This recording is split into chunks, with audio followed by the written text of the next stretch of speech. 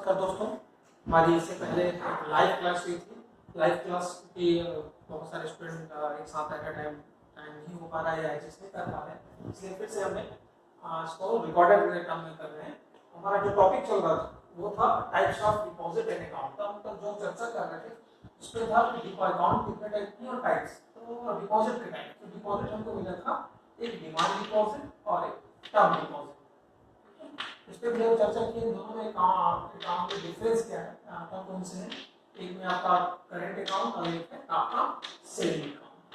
ठीक है, इसमें था आपका recurring account, fixed account and recurring account. इस पे हमने चर्चा किया था इनमें डिफरेंस क्या है। सिंपल सा था कि वर्ग में कोई यदि व्यक्ति वर्ग में लॉन्ग टर्म के लिए जमा करता है, 6 क्वेश्चंस 8 कैटेगरी में डाले थे, 4 कैटेगरी था, उसको 8 टाइप के क्वेश्चन पूछे थे। ठीक है, तो अगर बल्क में आप जमा करते हैं तो वो लॉन्ग टर्म के लिए तो फिक्स्ड डिपॉजिट, इंस्टॉलमेंट में जमा करते हैं तो आपका रिकरिंग।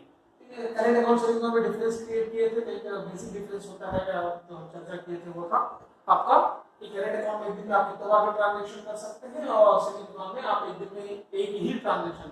ध्यान रखिए, मैं ओवर द काउंटर मतलब जब आप बैंक के काउंटर में जाकर जमा करते हो उसकी चर्चा किए थे।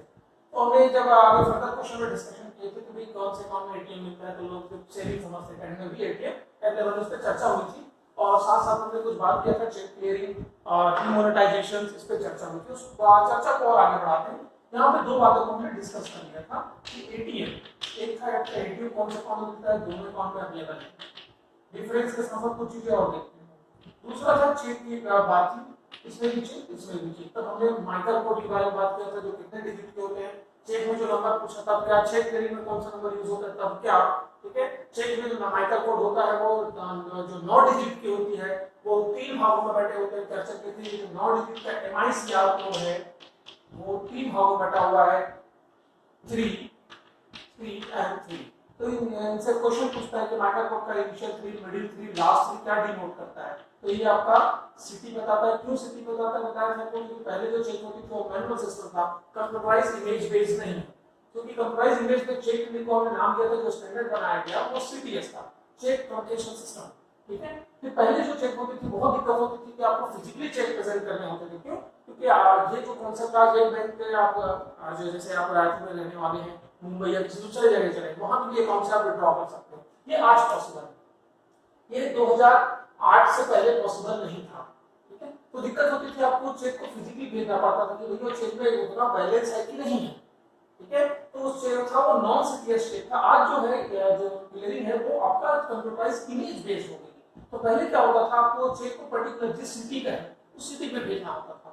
सिटी में से चेक में आइडेंटिफाई करना था कि ये सही चेक जो किस जगह की है, कौन सी बैंक की है, उसमें एक कोड रहता था। वो कोड बताता था ये इस शहर की है, क्योंकि चेक अगर हम भेजेंगे कहाँ, उस शहर को भेजो। अच्छा, इस शहर में कौन सा बैंक को भेजना है, इस पर्टिकुलर बैंक को। इसमें सेकंड जो बताता था बैंक बताता था। तब इस शहर के इस बैंक के इस पर्टिकुलर आप ब्रांच को भेजिए। इसकी माइक्रो कोड को 3 भागों में बांटा गया, 333 टोटल 9 डिजिट्स। उस क्वेश्चंस को हम चर्चा कर चुके थे कल। मैंने कहा था कि एक ब्रेक के बाद देखें, ब्रेक में हम कंटिन्यू नहीं कर पाए, आज उसको आगे बढ़ाते हैं। एक इंपॉर्टेंट चीज होती है, बहुत सारी इंपॉर्टेंट चीजें हम बात करते हैं। पासबुक इंपॉर्टेंट नहीं है, इसके अंदर भी कंटेंट इंपॉर्टेंट है। क्योंकि कल मैंने कहा था कि बहुत सारे क्वेश्चन आपको इस टॉपिक से, आपको बताया था 250 से 300 क्वेश्चन आपको मिलेंगे, बहुत छोटे बहुत सारे। मैंने क्वेश्चन कि कौन से अकाउंट में पासबुक मिलता है, आपको पास याद होगा मैंने बोला था 4 ऑप्शन, इधर भी 2 अकाउंट है, current account, saving account, fixed account, recurring. ठीक है, आपको बता रहे थे मैं किसमें पासबुक मिलता है, आपको ऑप्शन दे देगा। यार देखिए, पासबुक जो होता है saving account as well as आपका रिकरिंग डिपॉजिट, इस दोनों में मिलता है। गड़बड़ नहीं करेंगे, ध्यान से। अगर ऑप्शन यहाँ पे 2 ऑप्शन में दिया था, रिकरिंग डिपॉजिट मिलता है। तो आपका पासबुक में इस पे चर्चा नहीं करूंगा, इस पे चर्चा करते हैं। पासबुक की बात है तो करंट अकाउंट में पासबुक क्यों नहीं, करंट अकाउंट में पासबुक नहीं मिलता है, क्यों? इसके रीजन ढूंढने की कोशिश करेंगे। सेविंग अकाउंट में पासबुक है, करंट में पासबुक नहीं है। इस पे चर्चा कर लेते हैं, हम बता रहे हैं इसके क्वेश्चंस क्या निकलेंगे। पासबुक की बात आती है, करंट अकाउंट में पासबुक नहीं मिलता, क्योंकि आपने पासबुक में देखा होगा, पेजेस आप देखे होंगे, पेज पर्टिकुलर पेज होती है, उसमें 20 ही ट्रांजैक्शंस की रिकॉर्ड होती है, 20 ट्रांजैक्शंस की। तो अगर वो बिजनेसमैन है और बिजनेसमैन है तो बहुत ज्यादा ट्रांजैक्शन करता है अपने एम्प्लॉय की सैलरी। मान लीजिए उसके एम्प्लॉय 200-250 लोग हैं, उसको सैलरी देना है तो सब पे एक करके ले आएगा। तो एक दिक्कत आती है इसमें, बीसी ट्रांजेक्शन होगा तो एक पासबुक तो एक महीने में फिल हो जाए, एक महीने भी नहीं लगेगा, एक ही बार में खत्म हो जाएगी। तो कि सिंपल सा है, एक पासबुक की कीमत अगर 5 रुपए है या चलिए 2 रुपए मान लेते हैं, देश में करीब करीब 5 करोड़ अकाउंट है, करंट अकाउंट, तो एक महीने में 5 10 करोड़ का सिर्फ पासबुक है। सोचिए सिर्फ 10 करोड़ का पासबुक, अभी उसमें प्रिंटिंग है, प्रिंटिंग कॉस्ट है, एम्प्लॉय दिन भर इन्वॉल्व हो जाएगा, इसीलिए करंट अकाउंट में पासबुक नहीं होगा, इसमें अवेलेबल होती है स्टेटमेंट, इसमें स्टेटमेंट दिया जाता है इसी वजह से। ठीक है, अब बात है पासबुक से आखिर मैंने क्यों इस पे कंसर्न किए, और करंट अकाउंट को मैं पहले बोल चुका हूं, 3 क्वेश्चन बहुत इंपॉर्टेंट है। 3 क्वेश्चन, एक तो हमने बात किया था बिजनेस में, याद हो गए जैसे कि स्टूडेंट ने कौन सा अकाउंट, आपने कहा सेविंग स्टूडेंट ने लंबे समय के लिए समय के बाद क्या विचार वाला था, टर्म डिपॉजिट, रिकरिंग फीस, तुमने बात किया था कोई अकाउंट नहीं खुलवाता, क्यों, उसके पास सोर्स ऑफ इनकम नहीं है, जिनके पास सोर्स ऑफ इनकम है या बल्क में इंटरवल में जमा करेगा। ठीक है, फिर हमने कहा था किसान कौन सा अकाउंट, सेविंग, किसान लंबे समय के लिए, क्योंकि किसान है, एक क्रॉप हार्वेस्टिंग होगा, फसल कटेगी, फिर वो पैसे जमा कर पाएगा, बल्क में हो पाएगा, इसलिए वो फिक्स करेगा। सैलरी पर्सन कौन सा अकाउंट, ऑब्वियस सी बात है सैलरी अकाउंट ही खुलवाएगा, सैलरी पर्सन लंबे समय के लिए, अब लंबे समय की बात करूं, सैलरी पर्सन के पास बल्क में पैसे नहीं आते, उसको मिलेगा इंस्टॉलमेंट, इसलिए वो रिकरिंग। बिजनेसमैन कौन सा अकाउंट, ऑब्वियस सी बात है करंट अकाउंट, हमने बात किया था क्या कोई इंडिविजुअल करंट अकाउंट खुलवा पाएगा, नहीं खुलवा पाएगा, इसको चर्चा बहुत बची हुई है, उसको करेंगे। करंट अकाउंट जो है बिजनेसमैन नॉर्मली खुलवाता है। ठीक है, करंट अकाउंट लंबे समय के समय की बात बोलूं तो करेंगे, आपको फिर से रिकॉल कर दूं, वो टर्म डिपॉजिट की बात कर रहे हैं, बिजनेसमैन टर्म डिपॉजिट नहीं रखता, क्यों नहीं रखता, क्योंकि जितना पैसा उनका बल्कि उसको पैसे की रिक्वायरमेंट होती है, अगर वो ऐसा करेगा तो फिर बहुत दिक्कत होगी, इसलिए वो टर्म डिपॉजिट नहीं रखता। आगे करते हैं पासबुक, इस पासबुक के अंदर जाने से पहले कुछ बातें और चीजें चर्चा करते हैं। कितने तरह की बैंकों में ट्रांजैक्शंस होती है, रिमेंबर दैट बैंक्स में, बैंक्स में या बैंकों में कितने तरह की ट्रांजैक्शंस होती है, ये ट्रांजैक्शन जब तक नहीं पता आगे जाएंगे। तो बैंक में कितने तरह की, फिर हम बात करेंगे आरबीआई और बैंक में कैसा रिलेशन है, कस्टमर के बिहाफ में बैंक में जो ट्रांजैक्शन है वो कैसा है, क्योंकि इसकी भी एक चीज होती है, नेटवर्क रिक्वायर्ड होती है, क्योंकि सभी एक ही नेटवर्क में काम नहीं करेंगे, बैंक का नेटवर्क अलग होता होगा, बैंक में आपस में लेन-देन करते होंगे तो। ठीक है, दूसरा है जैसे अभी हम बात करते हैं, मेरा एटीएम पंजाब नेशनल बैंक का चर्चा कर चुके हैं, मेरा एटीएम जो है पंजाब नेशनल बैंक का है, मैं एसबीआई से निकाल लिया, कहीं ना कहीं कनेक्टेड है, तभी ऐसा पॉसिबल है कि आपका पंजाब नेशनल बैंक का अकाउंट जो है वो एसबीआई में डेबिट हो जाता है। तो ये चीजें हैं, जितने एक बैंक टू बैंक हो गया तो नेटवर्क अलग अलग होगा, बैंक टू बैंक होगा B2B, ठीक है, दूसरा होगा आरबीआई टू बैंक या बैंक टू आरबीआई, ठीक है, एरो बना देता हूं, दोनों तरफ से होता है। ठीक है, एक है बैंक टू कस्टमर, ये 3 भाग होते हैं, नेटवर्क अलग अलग होता है, तो नेटवर्क कौन सा नेटवर्क है, हम फिलहाल बात कर रहे हैं बैंकों में लेन देन। बैंक में याद होगा पहले ऐसे पॉसिबल नहीं था कि आपका जिस बैंक में अकाउंट है उसी बैंक का किसी दूसरे ब्रांच में आप लेन देन कर पाओ, ऐसा पॉसिबल नहीं था। ये पॉसिबल कैसे हुआ, आज एक बैंक में आप मान लीजिए रायपुर में रहने वाले हो, किसी दूसरे जगह जाके आप पैसे विड्रॉ कर सकते हो। फिर अब आते हैं जो बहुत ध्यान से सुनेंगे तो शब्दों में बहुत हेरफेर होगा, तो बैंक में कितने तरह के ट्रांजैक्शंस होती है। ठीक है, कंडीशन देखते हैं, पहला मान लीजिए आपका अकाउंट एसबीआई में है, ठीक है, आप रहने वाले रायपुर के, ठीक है, आपका आप कुछ काम से गए थे मान लीजिए बिलासपुर, ठीक है, एसबीआई में अकाउंट है बिलासपुर, तो आज या हो सकता है किसी दूसरे के अकाउंट का, आपके फ्रेंड के अकाउंट है, मेरे क्वेश्चन से ध्यान से सुनिएगा। तो क्या पहला क्वेश्चन है, आपका फ्रेंड का भी मान लीजिए अकाउंट एसबीआई में, आपका फ्रेंड का, ठीक है, एसबीआई में, उसका भी अकाउंट एसबीआई में, आपको क्या वो आपके अकाउंट में बिलासपुर से जमा कर सकता है। मैं 2 कंडीशन डालूंगा। मेरा पहला क्वेश्चन था कि आप तो रायपुर में रहने वाले थे, आप बिलासपुर में, क्या वहां से या आपका दोस्त बिलासपुर के एसबीआई में आपका अकाउंट में पैसा जमा हो जाएगा। दूसरा केस, आपका फ्रेंड बिलासपुर में रहने वाला आपके अकाउंट में पैसे डिपॉजिट कर सकता है, ये सेल्फ वाली बात है, ये आपकी फ्रेंड वाली बात है। ठीक है, आप क्या रायपुर में रहने वाले हैं, एसबीआई बिलासपुर में पहुंच के क्या आपके पर्टिकुलर रायपुर के अकाउंट में जमा हो जाएगा। दूसरा केस, आपका एक दोस्त हो बिलासपुर में रहता है, फ्रेंड वाला है, आपके अकाउंट में क्या पैसा दे पाएगा। ठीक है, तीसरा केस पूछ सकते हैं, आपका अकाउंट एसबीआई में है रायपुर में, और आपका फ्रेंड का अकाउंट मान लीजिए, आप दूसरे उदाहरण समानों की समझ लेते हैं इसी तरीके से, ठीक है, पीएनबी में, ठीक है, हम बात करें आपके अकाउंट एसबीआई में, क्या पीएनबी के अकाउंट जो होल्डर है, अकाउंट, क्या वो एसबीआई के अकाउंट में पैसा भेज सकता है, क्या आपको एसबीआई का दो कंडीशन आ गई, बैंक एक है बैंक दो है, दैट मींस बैंक में जो ट्रांजैक्शन है यहाँ से क्लियर होता है दो तरीका हो गया, एक सेम बैंक से ट्रांजैक्शन, अब कैसे करता है कौन कर रहा है तो डिपेंड करेगा। जैसे आपने एक कंडीशन लगा कि खुद कर सकते हो, दूसरा आपका फ्रेंड वहां पे है वो अपने अकाउंट में डाल सकता है, फिर तीसरा है तो एक बैंक हो गया। दूसरा कंडीशन डाला आपके अकाउंट रायपुर में है एसबीआई में, रायपुर की मान लेते हैं बैंक के अलग अलग रायपुर में, कोई दिक्कत नहीं। तो मेरा क्वेश्चन है कि आपका फ्रेंड पीएनबी के अकाउंट से आपके अकाउंट में या आपने आपके फ्रेंड को पैसा भेज सकते हो क्या, क्या पे भेजने का क्या होगा। इससे पहले चेक क्लियरिंग की बात किया था हमने, चेक क्लियरिंग में सेम चीज था, आपके अकाउंट में आपके दोस्त एसबीआई का आपको चेक भी क्या आप अपने अकाउंट में लगा सकते हैं, डेफिनेटली लगा सकते हैं। यहाँ पे था पीएनबी तो हमने बात की थी इसको कहते हैं चेक, चेक दिया है तो उसको ट्रांसफर वर्ड यूज किए थे, यहाँ चेक दिया है तो हम उसको वर्ड यूज किए थे चेक क्लियरिंग। अब बात है यहाँ पे मैं क्लियरिंग की बात नहीं कर रहा हूँ, चेक देने की बात नहीं, अपने अकाउंट से पीएनबी के अकाउंट से क्या एसबीआई में एसबीआई के अकाउंट से या किसी भी बैंक में दूसरे बैंक में आप पैसा ऐसा जमा कर सकते हैं क्या, अगर कर सकते हैं तो यहाँ पे दो कैटेगरी हो गई मतलब पैसे ट्रांसफर के। तो ये पहला कैटेगरी क्या कहलाया, दूसरा कैटेगरी बैंक में क्या ट्रांजैक्शन कहलाता है। पहला कैटेगरी में चलते हैं, दूसरे में चलेंगे, इन दोनों में तब क्वेश्चन कुछ और होगा। तो बात ये है इनमें ट्रांजैक्शन कहलाता क्या है। तो बैंकों में हमने देखा कि एक बैंक हो सेम बैंक हो तो उसे कहते हैं कैसे पैसा जाता है, और डिफरेंट बैंक है तो पैसा कैसे जाता है। अगर सेम बैंक है इसे कहते हैं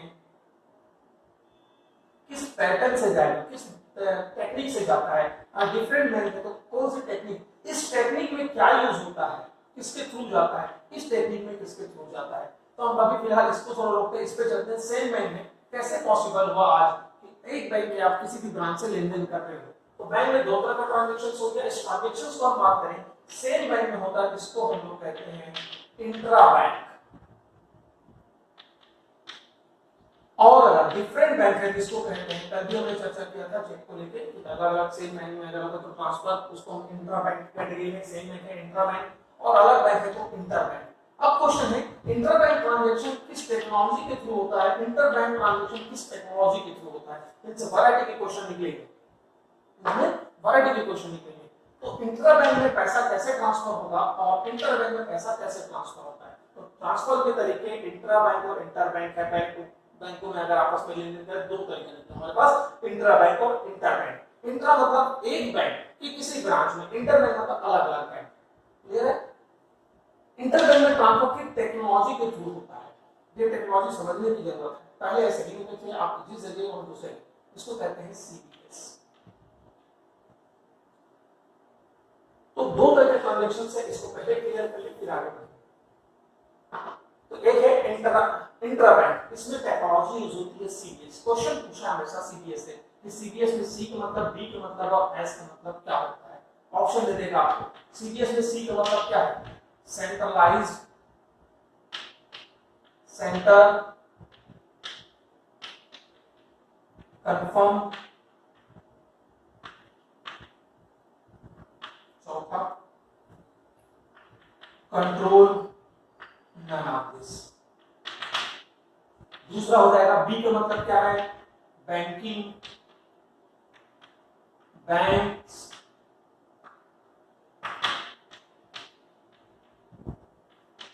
बैंकर्स,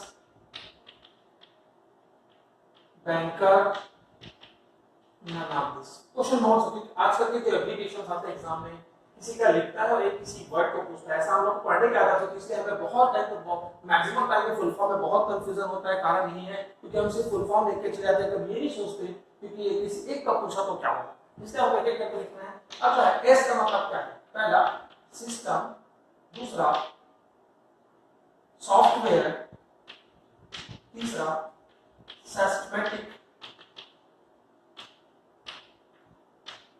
सपोर्ट, सप्लाई। तो ऑप्शंस बहुत सारे होते हैं, बहुत कंफ्यूजिंग होते हैं। ठीक है, एक ऑप्शन लेते हैं, मैं आप जाता है टेस्ट में जाता है उसमें आपके कंफ्यूजन। तो सीबीएस तो बैंकों में दो तरह का ट्रांजैक्शन है, इंट्रा बैंक और एक इंटर बैंक। इंटर बैंक में हम चलेंगे, पहले इंट्रा बैंक में चलते हैं। तो आज ऐसा पॉसिबल है कि एक बैंक से आप एसबीआई रायपुर में लेने वाले हो, आपको दूसरी जगह कहीं चले गए, आपको दोस्त वहां भी पैसा डाल सकते हो। ये हो गया इंट्रा बैंक, सेम बैंक।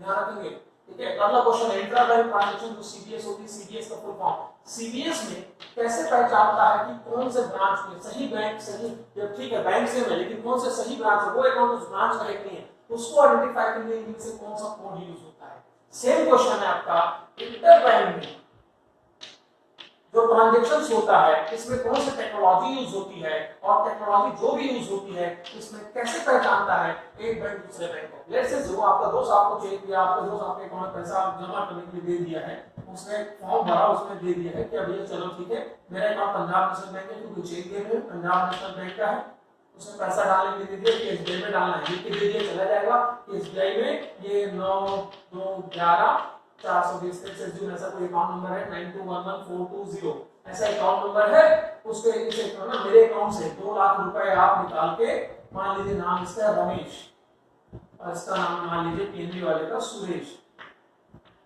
ठीक है। पीएनबी वाले के अकाउंट नाम सुरेश नाम है, जो आपके है ना अपने अकाउंट से 2 लाख रुपए आपके अकाउंट में डालने वाला इंस्ट्रक्शन क्या दिया बैंक को, मेरे अकाउंट से आप 2 लाख रुपए, सुरेश बोल रहा है पंजाब नेशनल बैंक के एम्प्लॉय को मेरे अकाउंट से आप 2 लाख रुपए निकालिए, निकाल के इस अकाउंट नंबर जो कि इस बैंक जिसके किस नाम पे है रमेश नाम के व्यक्ति इसके अकाउंट में क्रेडिट कर दीजिए। क्या जाएगा, तो यहाँ पे जाएगा तो एटलीस्ट हमको पता होना चाहिए कि ये अकाउंट कौन से एसबीआई के कौन से ब्रांच के। तो मेरा क्वेश्चन वही है कि इंटरनेट में जो भी टेक्नोलॉजी के थ्रू पैसा भेजते हैं इसमें उस ब्रांच को कैसे आइडेंटिफाई किया जाता है। यहाँ पे इस टेक्नोलॉजी मतलब इंटरबैंक ट्रांजैक्शन में से कौन सी टेक्नोलॉजी, अब आपको ऑप्शन दे देगा। दूसरा है इंट्रा बैंक में कौन सी टेक्नोलॉजी, इंटर बैंक में कौन सी टेक्नोलॉजी, इंट्रा बैंक में कौन से किस कोड कौन सा कोड यूज होती है, इंटर बैंक में कौन सा कोड यूज होती है, ये कोड कौन सा टेक्नोलॉजी में, ये कोड इनमें से किसमें, सीडीएस में कौन सा कोड, इतने सारे क्वेश्चन करते हम पढ़ते ऐसे हैं क्वेश्चन ऐसा पूछता है तब गड़बड़ होती है। इसलिए हमारे पढ़ने की डायमेंशन बहुत क्लियर रखिए, थोड़ा सा अपनी जो डायमेंशन में पढ़ने बदलिएगा। इंट्रा बैंक में कौन सी टेक्नोलॉजी होती है, इस टेक्नोलॉजी में कौन सा कोड, ये टेक्नोलॉजी इनमें से किसमें होती है, इंटर इंटरनेशनल कुछ भी पूछ देगा, बराबर है। एक बात यहाँ पे होना कि हम तो चलिए भारत में, क्या आपके अकाउंट मान लीजिए पंजाब नेशनल बैंक में या आपका अकाउंट मान लीजिए एसबीआई में है, इस एसबीआई में लेट्स एज्यूम आपका कोई फ्रेंड यूएस में या आपकी फैमिली का कोई मेंबर यूएस में रहता है, ठीक है, और उसको पैसे की जरूरत थी या आपका फैमिली मेंबर के लिए जीवन यापन के लिए लाइवलीहुड के लिए वो बाहर रहता है, विदेश में रहता है, कमाता है, आपको अकाउंट में पैसा देना चाहता है, तो मेरा क्वेश्चन है क्या फॉरेन से पैसा या आपके अकाउंट में या आपके अकाउंट से पैसा फॉरेन में जा सकता है क्या? अगर ऐसा होगा इनमें से कौन से कैटेगरी में होगा? अब ये जो भी कैटेगरी होगा इसमें कौन सा अकाउंट होगा? इसे रिपीट कर दूं, आपका फ्रेंड या आप आपके दोस्त कोई है या जो भी आपकी फैमिली है अगर विदेश में उनको पैसा भेजना है तो क्या भेजा जा सकता है? अगर भेजा जा सकता है तो टेक्नोलॉजी वो तरीका फंड ट्रांसफर क्या कहलाएगा? इंटरबैंक की इंट्राबैंक, इंट्राबैंक की इंटरबैंक। ध्यान से अगर जो भी अगर पॉसिबल है, लेकिन दिक्कत फिर आ गई यहाँ तो भारत में एक बैंक अपनी बैंक को पहचानेगा कैसे? एक बार भारत में एक बैंक अपनी बैंक को कैसे पहचानेगा? मतलब 3 क्वेश्चन हमारे पास हो गए। कोई भी भारत में कोई बैंक अपनी किसी ब्रांच को दैट इज इंट्राबैंक पहचानने के लिए कौन सा कोड यूज करता है? दूसरा है भारत में एक बैंक अपने किसी दूसरे बैंक को पहचानने के लिए कौन सा, जब तक पहचान नहीं होगी मुझे कैसे पता चलेगा कि सही कौन भेजा रहा है? तीसरा क्वेश्चन आया भारत का कोई बैंक किसी दूसरे देश के बैंक में क्रेडिट करना चाहता है तो उसको कैसे आइडेंटिफाई करेगा? उसके लिए कोड की जरूरत है। हम इससे पहले बात किए थे चेक क्लियरिंग में माइक्रो कोड की जरूरत अपनी अलग है क्योंकि उसमें बैंक आपस में उसको पहचानने की जरूरत अलग थी। अब यहाँ पे आ गई दिक्कत आ गई, एक बैंक अपनी ब्रांच को पहचानने के लिए कौन सा कोड यूज करता है? भारत में एक बैंक दूसरे बैंक को पहचानने के लिए कौन सा कोड यूज करता है? इंटरनेशनल लेवल पे, मैं सिर्फ भारत की बात नहीं करूंगा, वर्ल्ड वाइड इंटरनेशनल लेवल पे एक बैंक दूसरे बैंक को पहचानने के लिए कौन सा कोड यूज करता है? अगर हम फॉरेन से अगर पैसा भेज सकते हैं या हम किसी फॉरेन को पैसा ले या दे सकते हैं उसमें कौन सी इसमें से आएगी? ऑब्वियसली बात है बैंक अलग है, डिफरेंट है, तो इंटर बैंक नहीं आएगी। दैट मींस इंटर बैंक को फिर हम एक और कैटेगरी में किए नेशनल लेवल पे और इंटरनेशनल लेवल पे बात करेंगे। ऊपर वाले बात करते हैं फिर नीचे भी चलेंगे। क्लियर है? यहाँ पे कौन सा कोड लेके करके चलते हैं। इंट्रा बैंक में यूज होती है सीडीएस, टेक्नोलॉजी का नाम है सीडीएस। सीडीएस में सी का मतलब, बी का मतलब, एस का मतलब। पेपर होता है सीडीएस में, सी का जो मतलब होता है या सीडीएस का डिफाइन करने के लिए पूरा आपको स्टेटमेंट दे देगा, पूछेगा सीडीएस का मीनिंग क्या है इनमें से। तो इसका फुल फॉर्म देखते हैं, इसका फुल फॉर्म हमें क्लियर कराएगा कि इंट्रा बैंक में जो सीडीएस है, सीडीएस है क्या? ठीक है, इसमें सीडीएस सी का मतलब होता है कोड, बी का मतलब होता है बैंकिंग, एस का मतलब होता है इनमें से कोई नहीं है, ना सिस्टम है, ना सॉफ्टवेयर है, ठीक है, ना आपका सपोर्ट है, ना सप्लाई है, ना सिस्टमेटिक है, इनमें से कोई नहीं। इसका मतलब होता है सॉल्यूशन। यहीं पे गड़बड़ करते हैं लोग, या तो सॉफ्टवेयर या तो सिस्टम लिखते हैं, गड़बड़ नहीं करेंगे। सीबीएस में सी का मतलब कोड, बी का मतलब बैंकिंग है, रिमेंबर दैट, बैंक्स नहीं है, बैंकर नहीं है, बैंकिंग है। एस का मतलब सिस्टम नहीं, सॉफ्टवेयर, इट्स अ सॉल्यूशन, गड़बड़ नहीं करेंगे। कोर बैंकिंग सॉल्यूशन जो हम कहते हैं, सीबीएस कोर बैंकिंग जो सॉल्यूशन है, ये सन 2008 में चालू हुआ, ध्यान रखेंगे सन 2008 में। इससे पहले मैं आपको बताया था एनईएफटी आरटी, जो एक बैंक से दूसरे में पैसा देने के तरीके, वो एनईएफटी आरटी केस की बात किए थे, उसकी चर्चा करेंगे, ठीक है। तो कोर बैंकिंग सॉल्यूशन, सीबीएस में जो कोर होती है, कोर में सी का मतलब, ओ का मतलब, आर का मतलब, ई का मतलब, फिर से ये तकलीफाई ध्यान रखेंगे। सीबीएस में सिर्फ सी का पूछा तो आप कोर लिखोगे, आगे जाके पूछे सीबीएस में सी का मतलब जो कोर होता है, कोर का फुल फॉर्म क्या है, दैट मींस यहां पर ये कोर का फुल फॉर्म गड़बड़ बनाया, और ये कोर का फुल फॉर्म ही हमें बताता है कि कोर जो है डिफाइन क्या होगा, सीबीएस को डेफिनेशन नहीं क्लियर करता है। आज ऐसे पॉसिबल कैसे है कि एसबीआई के अकाउंट है, अकाउंट कहीं भी हो, मुंबई, दिल्ली, पुणे, रायपुर, पटना, वाटेवर, कहीं भी हो, आज ऐसा पॉसिबल है कि मेरा अकाउंट, कैसे पॉसिबल है, देखते हैं एसबीआई में आपने रायपुर में आपका अकाउंट खुला, मुंबई से पैसा डालोगे चला जाएगा, दिल्ली से, ये पॉसिबल कैसा हुआ, कहीं ना कहीं सभी ब्रांचेस किसी एक जगह जुड़े हुए हैं एसबीआई के साथ। दैट मींस ये कंप्यूटर की भाषा में है, अगर हम बात करें टेक्नोलॉजी में, नहीं एक जगह आप रायपुर में अकाउंट खोलो, पटना में, पुणे में, कहीं भी अकाउंट खोलिए, आपका डेटा एक ही जगह कलेक्ट होकर जा रहा है। तो ये इस नेटवर्क की भाषा में इसको हम लोग वर्ड यूज करते हैं सर्वर। कैसा सर्वर है, डिस्ट्रीब्यूटेड है कि सेंट्रलाइज है, एक जगह है कि बटा हुआ है, ठीक है, ये एक ही जगह है कि सेंट्रलाइज्ड है। तो जो सर्वर है वो सेंट्रलाइज है। अब यहाँ पे डेटा आपका रखा है सेंट्रलाइज सर्वर के पास, दैट मींस आप रायपुर में कहीं भी हो, कहीं भी एक्सेस कर सकते हैं। आज ये इसी वजह से पॉसिबल है। दैट मींस एक बैंक की सभी ब्रांचेस कैसे जुड़ा हुआ है, सेंट्रलाइज सर्वर से जुड़ा हुआ है, जिसकी हेल्प से आप एक बैंक के किसी भी ब्रांच से लेन देन कर सकते हैं। फिर से रिपीट कर रहा हूं, एक बैंक की सभी ब्रांचेस एक सेंट्रलाइज सर्वर से जुड़ा हुआ है, जिसकी हेल्प से हम एक बैंक के किसी भी ब्रांच से हम लेन देन कर सकते हैं। ये जो फैसिलिटी कहलाई, उसको हमने कहा सीबीएस। इस टेक्नोलॉजी को क्या कहा, सीबीएस। तो सीबीएस कौन से यूज होता है, इंट्रोडक्शन में कौन से, इसलिए क्वेश्चन इंपॉर्टेंट है। तो सीबीएस में बात है कि इस कोड का मतलब क्या है, तो इसका एक फुल फॉर्म देखिएगा, कैसे जुड़ा हुआ है, सेंट्रलाइज्ड, कैसे जुड़ा हुआ है, सेंट्रलाइज्ड।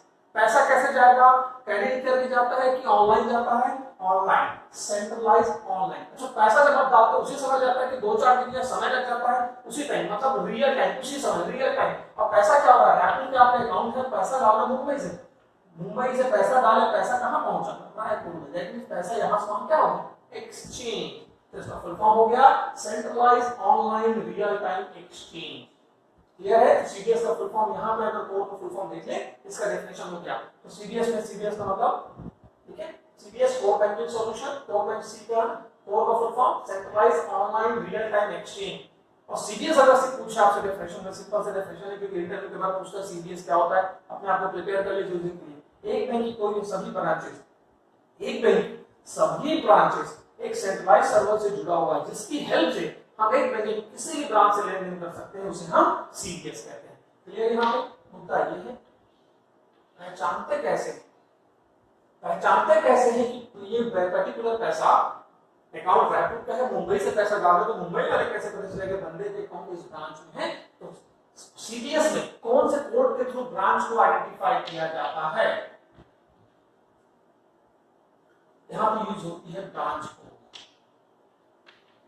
क्वेश्चन पूछता है ब्रांच कोड कितने डिजिट के होते हैं, या क्वेश्चन को कुछ ऐसा पूछेगा,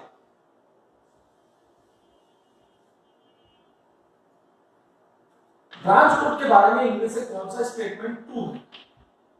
ब्रांच जो कोड होती है, ब्रांच कोड के बारे में इनमें से कौन सा स्टेटमेंट ट्रू है। पहला, मैं पहले बोल चुका हूं, पढ़ने के तरीके बदलिए, अदरवाइज आपको तकलीफ आएगी कि आप हमेशा सोचते हो ऐसा पूछेगा, सिंपल पूछेगा ब्रांच कोड कितने, नहीं ऐसे ही पूछ सकता है ब्रांच कोड कितने डिजिट की होती है, या ब्रांच कोड के बारे में कौन सा, ये मिनिमम जो होती है 4 डिजिट की होती है, मैक्सिमम 6 डिजिट की होती है, ये स्टैंडर्डली 4 डिजिट की होती है, ये स्टैंडर्डली 6 डिजिट की होती है, ये अल्फा हो सकती है, ये न्यूमेरिक हो सकती है, ये अल्फा न्यूमेरिक हो सकती है, 1 2 3 4 5 और ये 6, इसमें से पूछ देगा ओनली 2 and 5, 3, 4 and 5, कुछ भी पूछ सकता है, इनमें से आंसर देना पड़ेगा। Which statement is true about branch code? ये 4 से 6 डिजिट होता है, ये 4 डिजिट के स्टैंडर्ड होते हैं, 6 डिजिट का होता है, ये अल्फा होता है, ये न्यूमेरिक होता है, ये अल्फा न्यूमेरिक हो सकता है। आपको बताने इनमें से कौन सा सही है, ठीक है? ऐसा क्वेश्चन पूछ दिया तब गड़बड़ होगी 5 ऑप्शन में, तब यहाँ पे गड़बड़ होती है, ठीक है? तो पहले ये तो सोचिए ब्रांच कोड होती कैसे, आप अपना पासबुक चेक करिए,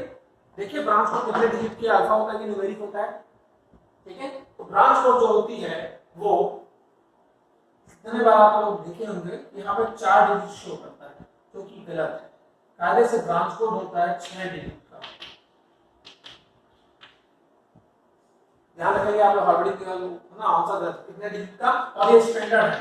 बार-बार ऐसे आप लोग इसमें 00 बार-बार लिखते तो शॉर्ट में लिखते होगा, लेकिन ब्रांच कोड होता है 6 डिजिट का। लोग इसमें डायरेक्ट देखते हैं उतना ही लिखते हैं। ध्यान रखेंगे ये 6 डिजिट का होता है। तो ब्रांच कोड के बारे में पहला फैक्ट जानिए, ये 6 डिजिट का होता है। दूसरा ये अल्फा है कि न्यूमेरिक है, ये अल्फा न्यूमेरिक है, ठीक है?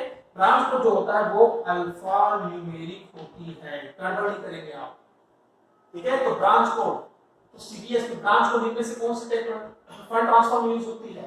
इंट्रा बैंक में कौन सा टेक्निक यूज होता है? सीडीएस। सीडीएस में कैसे ब्रांच को पहचानते हैं? Branch code. Branch intra bank में कौन सा कोड यूज होती है? Branch code. गड़बड़ नहीं करेंगे, कुछ भी पूछ सकता है।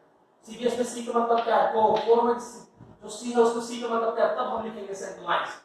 क्लियर है? तो ये है आपका ब्रांच कोड। अगला चलते हैं, इसका फुल फॉर्म आइए, इसमें से भी नन ऑफ दिस है, इसका भी नन ऑफ दिस है, इसका भी नन ऑफ दिस है। सर यहां लिखा है बैंकिंग, यहां सर बैंकिंग। तो सीडीएस में सी का मतलब होता है कोड, कहीं भी लिखा हुआ है गड़बड़ कर सेंट्रलाइज लेके मत लगा दीजिएगा, क्योंकि सीडीएस में सी का मतलब पूछा है। सीडीएस में जो कोड होता है कोड में सी का मतलब आप सेंट्रलाइज लिखेंगे, गड़बड़ नहीं करेंगे, ठीक है? दूसरा है बैंकिंग और तीसरा फर्स्ट सॉल्यूशन जो कि कहीं नहीं दिया हुआ है, तो गड़बड़ कहीं नहीं करेंगे। इसलिए बोला पासबुक जानना बहुत जरूरी है, क्योंकि पासबुक के थ्रू बहुत सारे तो आपने पासबुक देखा होगा, एक तो क्वेश्चन ऐसा होता है पासबुक में कौन कौन सी चीजें लिखी होती है, क्योंकि आप यहाँ पे क्लासेस जो है आपका रिकॉर्डेड या आपकी ऑनलाइन चल रही है, इसलिए ऐसा है। अदरवाइज क्लास में डिस्कशन होती है, पासबुक देखिए क्या क्या लिखा होता है, बैंक का नाम, अकाउंट नंबर कितने डिजिट के होते हैं, वो अकाउंट नंबर अल्फा होता है कि न्यूमेरिक होता है, स्टैंडर्ड कितने डिजिट के हो सकते हैं, बहुत सारे क्वेश्चन हैं। अच्छा अकाउंट नंबर कितने डिजिट के होते हैं, या अल्फा या न्यूमेरिक है? आपको बता दो अकाउंट नंबर जो होता है मैक्सिमम 19 डिजिट्स की पॉसिबल है, 19 डिजिट्स की पॉसिबल है, ठीक है? अकाउंट नंबर अल्फा और न्यूमेरिक दोनों हो सकते हैं, या हो सकता है अल्फा न्यूमेरिक, अल्फा भी हो सकती है न्यूमेरिक भी हो सकती है, ऑप्शन देकर गड़बड़ नहीं करेंगे, सिर्फ अल्फा होती है कि सिर्फ न्यूमेरिक होती है, अल्फा न्यूमेरिक भी हो सकती है, गड़बड़ नहीं करेंगे। एनीवे तो बहुत सारे क्वेश्चन निकलते हैं, फिर ब्रांड का नाम उसमें क्या लिखा होता है, तो यही सब ब्रांच कोड निकलता है, ठीक है? तो आज सीडीएस क्लियर है आपका, कंफर्टेबल? इंटर बैंक की बात करते हैं। हमने इंटर बैंक में दो भागों में रखा, एक आपका नेशनल लेवल पे और एक है इंटरनेशनल लेवल पे। इंटर बैंक ट्रांजैक्शन में नेशनल लेवल की बात कर रहे हैं, इंटरनेशनल की बात कर रहे हैं। नेशनल लेवल पे कोड ये कह सकते हैं कि वो इसमें यूज करते हैं, हम नेशनल लेवल पे बात करते हैं। नेशनल लेवल पे हम बात कर रहे हैं, यहाँ भी इंपॉर्टेंट है कि एक देश भारत है, एक बैंक सवाल है एसबीआई, क्योंकि इंडिया वाले एक दूसरे कैसे पहचाने, इसके लिए कौन सा कोड यूज होता है, साथ ही साथ फंड ट्रांसफर कौन से तरीके से यूज होता है। तो यहाँ पे दो बातें हैं कि नेशनल लेवल पे फंड ट्रांसफर कैसे होगा, जैसे यहाँ पे इंट्रा बैंक की बात हुई थी, बैंक यहाँ पे टेक्नोलॉजी और सीडीएस, इसका फुल फॉर्म हमने देखा, फिर कोड का फुल फॉर्म हमने देखा, कोड का डेफिनेशन हमने देखा।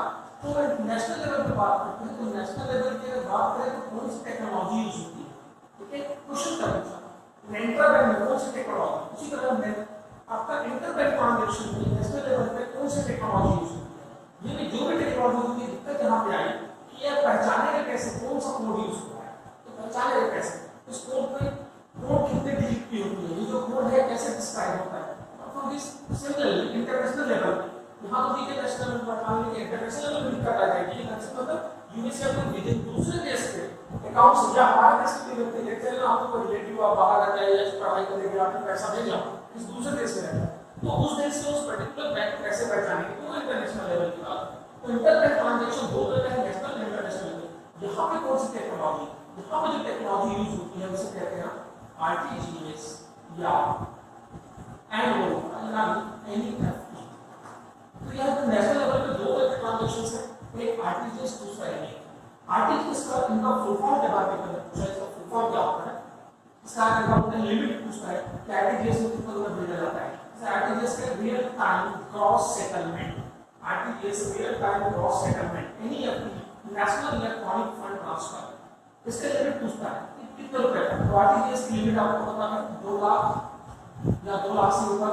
एनईएफटी की लिमिट लोग यही में मिस कॉन्सेप्ट है, लोग समझते हैं कि आरटीजीएस का 2 लाख या 2 लाख से ऊपर है, एनईएफटी की मतलब होता है कि 2 लाख के नीचे का, ऐसा नहीं है। एनईएफटी का आपको बता दो कोई लिमिट नहीं होती है।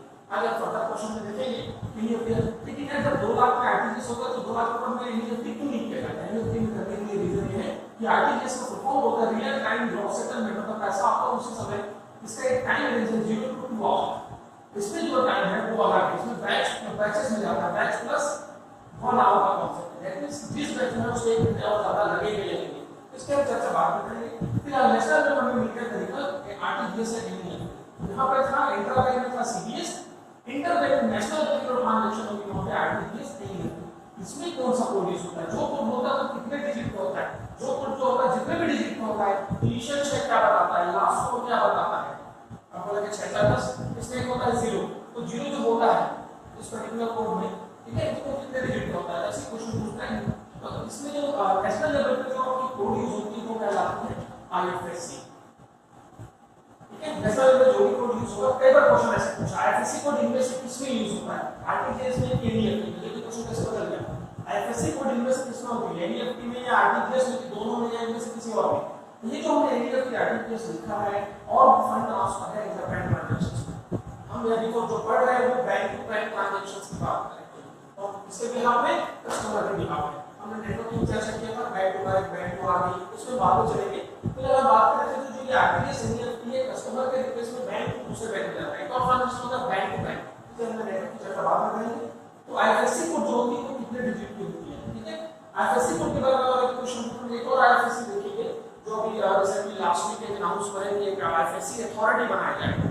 वो अथॉरिटी कहां बनेगा और किस जगह पे होगा, बाद में चर्चा करेंगे। फिलहाल इस आईएफएससी कोड क्लियर है। आईएफएससी कोड से सिंपल क्वेश्चन पूछा, आईएफएससी कोड किस यूज होता है? या आरटीजीएस में जो कोड होता है उसे क्या कहते हैं? जैसे मैं बात करता चेक को लेके बात करते हैं, याद होगा चेक के मतलब मैं चर्चा के तौर पे चेक में कितने डिजिट का होता है? चेक में कोड, चेक क्लियर में कौन सा कोड? चेक में 11 डिजिट कोड कौन सा? तो मैं बात करता हूं आईएफएससी कोड, याद होगा आपको लास्ट क्लास में चर्चा हुई थी, जब आपको लाइव क्लास में तो आईएफएससी कोड कितने डिजिट का है ना? इनिशियल है, लास्ट कोड या व्हाटएवर जो भी पूछेगा, ठीक है। तो आईएफएससी कोड कितने डिजिट का होता है? आपका 11 डिजिट का। इसका फुल फॉर्म भी अगर पूछा है Indian financial system code, Indian financial system code जो 11 डिजिट का है। अब 11 डिजिट के बारे में ऐसा क्वेश्चन पूछा है, जैसे देखोगा ब्रांच कोड के बारे में, ब्रांच कोड के बारे में कौन सा चाहिए? ये 4 से 6 डिजिट का होता है या सिर्फ डिफॉल्ट 4 ही होता है, मैं डिफॉल्ट 6 होता है, फिर वो अल्फा है न्यूमरिक उसी तरह आपसे क्वेश्चन पूछेगा आईएफएससी कोड के बारे में इनमें से कौन सा सही नहीं है, या हो सकता है पूछे कौन सा सही है। तो आईएफएससी कोड के बारे में कौन सा सही है? आपके क्वेश्चन ये 11 डिजिट का होता है, इनिशियल जो 6 डिजिट का जो इनिशियल 6 डिजिट जो है वो अल्फा होती है, लास्ट जो 4 डिजिट है वो न्यूमेरिक होती है, या इनिशियल 6 जो होती है अल्फा एंड न्यूमेरिक दोनों हो सकती है, लास्ट 4 जो होती है सिर्फ न्यूमेरिक होती है, ऐसे भी पूछ सकता है। ये अल्फा न्यूमेरिक, ये लास्ट 4 जो है सिर्फ अल्फा, ये कौन हो सकता है? शुरू में जो 6 है वो ब्रांच बताता है, आखिरी में जो 4 है वो बैंक बताता है। इससे पहले और एक इंटरव्यू में आपसे पूछा आईएफएससी कोड को डिस्क्राइब करें, जैसे हमने सीबीएस को डिफाइन किया था, एक बार में सभी ब्रांच से सेंट्रलाइज सर्वर से जुड़ा हुआ है, जिसकी मदद से वो किसी भी अपने किसी एक बैंक में किसी एक बैंक की ब्रांच से कहीं से लेन देन कर सकता है, उसका सीबीएस करें। उसी तरह पूछा आईएफएससी है, तो आईएफएससी का डिनोट क्या हमने क्यों ऑब्जेक्टिव देखा हमने कि बनाया क्यों दिया हमने, मतलब कैसे ट्रांजैक्शन में इंटरबैंक मतलब एक बैंक दूसरे बैंक को पहचानने के लिए सफिशिएंट नहीं है, पहचानेगा कैसे? हिंदी में कोई आपको याद होगा सुरेश और रमेश, याद होगा चर्चा करते सुरेश का नाम लेगा, पीएनबी आपका फ्रेंड का नाम है सुरेश और रमेश। सुरेश ने पीएनबी का चेक किया था 2 लाख रुपए से, बोला कि 2 लाख रुपए मेरे अकाउंट से निकाल दिया रमेश के, जिसका अकाउंट नंबर है 9114020 92114220 अकाउंट नंबर में आप पैसा भेज दें, आप सही लेके जाएगा, ठीक है। क्योंकि अब क्या बोला उसने कोड डाल दिया पीएनबी के, उसने क्या कहा कि सुरेश से बोला पीएनबी से मेरे अकाउंट से 2 लाख रुपए का आप एसबीआई के 1 2 3 इस ब्रांच कोड जो एसबीआई का ब्रांच कोड है उसमें डाल दो। तो यार इससे क्या नहीं पीएनबी का नहीं हो सकता है ब्रांच कोड, हो सकता है ये ब्रांच कोड एसबीआई का नहीं हो सकता है, ये ब्रांच पीएनबी का, उसके लिए कंफ्यूजिंग हो जाएगी। पीएनबी ने भेजना कहा है कि आपने एसबीआई लिखा था कि कौन सा ब्रांच का पता नहीं चलेगा, तो किसके पास पूरी डिटेल है एसबीआई का, इसीलिए एक ऐसा कोड बनाने की जरूरत पड़ी।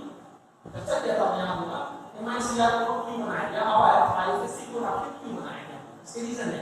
पहले तो सब आपस में कनेक्टेड नहीं थे, तो चेक करेंगे माइक्रो कोड का। बाद में लगे नहीं अब से नया कोड बनाने की जरूरत हुई और आगे नहीं सही कि आप बता दो 2004 2004, ठीक है। तो यह दिक्कत है, कैसे पता चलेगा PNB वाले को, ये तो ब्रांच कोड इसका भी हो सकता है, तो हमको कैसे पता चलेगा, तो SBI का इसी ब्रांच के इस अकाउंट में पैसा 2 लाख रुपए डालना है, तो इसमें क्या इंस्ट्रक्शन दे रहा है कि मेरे अकाउंट से 2 लाख रुपए निकाल के आप रमेश नाम का व्यक्ति जो कि जिसका अकाउंट SBI में है इस ब्रांच में उसको इस अकाउंट में पैसा भेजो। लेकिन यहाँ पर कंफ्यूजन है, ये कोड तो PNB में भी हो सकता है, कैसे कोड बनाने की जरूरत पड़ी जो आपको बताया भारत में एक दूसरे को FSC को हुआ। तो हमने कहा 11 डिजिट, तो 11 डिजिट में क्या इनिशियल 6 होता है या लास्ट 6 होता है, इनिशियल 4 होता है या लास्ट 4 होता है, इसीलिए कंफ्यूजन। अच्छा इसमें भी है इनिशियल जो 6 होती है अल्फा होती है कि न्यूमेरिक होती है, ठीक है, या इनिशियल 4 होती है और अल्फा होती है कि न्यूमेरिक है, या लास्ट 6। तो इतने सारे वैरायटी के कॉम्प्लेक्स लगा देगा और कंफ्यूज होने की कुछ घटना में पड़ गए FSC को 11 डिजिट का। आगे फर्दर कुछ उसमें कंफ्यूजन है, इस 6 डिजिट का अल्फा होती है, न्यूमेरिक होती है, अल्फा न्यूमेरिक हो सकती है, लास्ट और तो FSC कोड तो वैसा नहीं, सिर्फ हम लोग पढ़ लिया FSC कोड होता है, ठीक है। तो हमको देखना पड़ेगा FSC कोड सिर्फ 11 डिजिट की पढ़ने से नहीं होगा, बहुत मेहनत करनी पड़ेगी।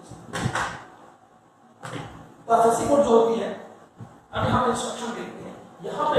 अगर इस कोड को अगर स्पेसिफिक बताना है किसी बैंक पे क्यों ना, उसमें कोई ऐसा इसी कोड नहीं, एक्चुअली ब्रांच कोड बताता है, जैसे उससे पहले चर्चा की थी सीबीएस में ब्रांच कोड बताता है एक्चुअली आप SBI के अकाउंट से दूसरे SBI के किसी ब्रांच से डालो तो क्या होता है, आप मेरे इस अकाउंट में मुझे जो यही अकाउंट है SBI से पैसा डालना है, क्या होता है आप इस ब्रांच के इस अकाउंट में पैसा डालो, तो ब्रांच कोड क्या होता है एक्चुअली उस ब्रांच मतलब उसकी लोकेशन बता रहा है। तो ये बात मुझे लोकेशन पता चल गया, इसमें सिर्फ बैंक बता दिया जाए तो बस ऐसा सही लग जाएगा। तो FSC को इसीलिए जो बनाया गया है, यहाँ पे शुरू का जो है 4 आखिरी का 6, जैसे मेरा रखिएगा शुरू का 6 नहीं होता है, आखिरी का 6 होता है। इनिशियल 4 जो होता है वो बैंक बताता है, लास्ट 6 पहले से जो होता है वो ब्रांच कोड होता है, वो ब्रांच कोड बता देता है आपको उसकी लोकेशन, ठीक है। तो कैसा कोड भारत में, जो भारत में एक बैंक दूसरे बैंक को पहचानने के लिए यूज करता है उसको FSC कोड, कितना इजी है। भारत में एक बैंक अपने किसी दूसरे बैंक को पहचानने के लिए, भारत में दूसरे बैंक को पहचानने के लिए कोड यूज करता है उसका FSC कोड कहते हैं, क्योंकि इनिशियल होता है 4 और लास्ट होता है 6 और यहाँ पे 0 रिजर्व है। एक आप देखो 0 यहाँ पे रिजर्व है, अब रिजर्व का मतलब तो धीरे-धीरे चर्चा करते हैं, ठीक है। शुरू का जो 4 होता है वो हमेशा अल्फा होगा, ये कभी भी नहीं हो सकता। पांचवा डिजिट एक क्वेश्चन पूछा FSC कोड का फिर डिजिट पिन में से क्या होता है, अल्फा एक न्यूमेरिक है, अब वो लिख के आप समझोगे अल्फा न्यूमेरिक नो, ये ऑलवेज न्यूमेरिक है और ये 0 होती है, या फर्दर ये रिजर्व है तो 1 2 वाला है तो ये वो न्यूमेरिक ही है, ठीक है। तो इनिशियल 4 होता है, ध्यान रखिए। लास्ट 6 चूंकि मैं ब्रांच को चर्चा कर चुका हूं, ये हमेशा अल्फा न्यूमेरिक होती है, दैट इज ब्रांच कोड होगी वो अल्फा न्यूमेरिक होगी, क्लियर है। तो जैसे यहाँ पे हम SBI की बात करते हैं, लिखा है SBIN 0 0 0 1 2 3, डायरेक्टली कंप्लीट। अब क्या हुआ, PNB के क्या बोला, सुरेश ने क्या बोला, PNB के सुरेश ने बोला कि मेरे अकाउंट से 2 लाख रुपए निकाल के आप इस बैंक जिसकी लोकेशन ब्रांच कोड पे रहेगा, इसकी लोकेशन ये है, उसको ये अकाउंट में इस व्यक्ति के नाम में इतना रुपए डाल, तो पैसा सही रहे। तो FSC कोड वाले क्लियर रखिएगा, ये इनिशियल 4 होती है, नॉट 6 और initial 4 always alpha not numeric, last 6 जो होती है वो ब्रांच कोड होती है, ब्रांच कोड हमेशा अल्फा न्यूमेरिक होती है। तो FSC कोड कितने डिजिट के होंगे, 11 डिजिट। कहां यूज होता है, NEFT RTGS में। NEFT RTGS में कौन सा कोड यूज होती है, FSC कोड। CDS में कौन सा कोड यूज होती है, ब्रांच कोड। CDS में कितने डिजिट होती है, 6 डिजिट। तो इतनी वैरायटी की क्वेश्चंस है, ध्यान से पढ़ेंगे तो भी बनेगा, अदरवाइज प्रॉब्लम है, ठीक है। तो इंटरबैंक हो गया, इंटरबैंक हो गया, इंटर मतलब within bank, CDS technology CDS, यहाँ पे NEFT RTGS। अब बात आती है इंटरनेशनल लेवल पे। इंटरनेशनल मतलब आपके के दो फ्रेंड जो है वो इंडिया के हैं, आप लोग बाहर रहते हैं, वो आप बाहर है फॉरेन में, मैं सिर्फ यूएस नहीं बोलूंगा, फॉरेन बोलूंगा, यूएस में अकाउंट या तो दूसरे देश में, या दिक्कत ये है कि यूएस से पैसा आपके अकाउंट में है, मान लीजिए आप ठीक है वो पढ़े नहीं वहां जॉब करता है, आपने पैसा मंगाया तो यहाँ के अकाउंट से यहाँ पैसा आएगा कि नहीं, ठीक है। अगर आएगा तो क्या सीधे कस्टमर के अकाउंट में आएगा, दैट मींस इस पर्टिकुलर व्यक्ति के नाम अकाउंट में आएगा? नहीं, कभी भी ऐसा international level fund transfer direct नहीं होती, क्योंकि अगर गलत अकाउंट में चला गया, पैसा विड्रॉ हो गया, तो उसे लेना बहुत मुश्किल हो जाता है। इसीलिए यहाँ पे बैंक का ऑफिस अकाउंट होता है, बैंकों का, नॉट बैंक, बैंकों का। बैंकों का मतलब हमारे देश के किसी बैंक के अकाउंट विदेश के किसी बैंक में होगा, और विदेश के किसी बैंक के अकाउंट हमारे देश के बैंकों के पास होगा। इन अकाउंट को कहते हैं, इसकी चर्चा हम पहले थोड़ी देर में इन अकाउंट को कहते हैं।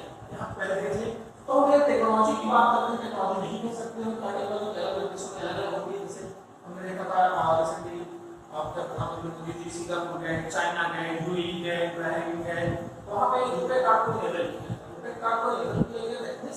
हमारे देश का रुपए कार्ड विदेश में चले, तो हम टेक्नोलॉजी है, हमारे बैंकों के साथ में टाई अप किया, तो उसके हेल्प से हम पेमेंट कर सकते हैं। उसी तरह टेक्नोलॉजी अलग होती है, इसकी बात नहीं करते। यहाँ पे कौन सा कोड यूज होता है, कई बार क्वेश्चन पूछा ये कोड कहाँ यूज होता है। इस कोड को अगर आप देखें तो आपके नाम होगा नीरव मोदी, सॉरी नीरव मोदी नाम सुने होंगे। इसको बहुत बड़ा घोषित किया गया इंटरपोल के रिसेंटली 2 दिन पहले ही, एक दिन पहले इसको इंटरपोल रेड कॉर्नर नोटिस जारी हुआ, इनका लाने की बात आवाज चल रही है। तो नीरव मोदी के केस क्या है, विजय माल्या केस को लगी, उसको बाद में चर्चा कर लेंगे, उसको चर्चा करेंगे। नीरव मोदी ने क्या किया, भारत का कोई इंडिया तो दूसरे बैंक से पैसा ऐसा लोन लिया और पैसा लेके दूसरे देश में ट्रांसफर किया।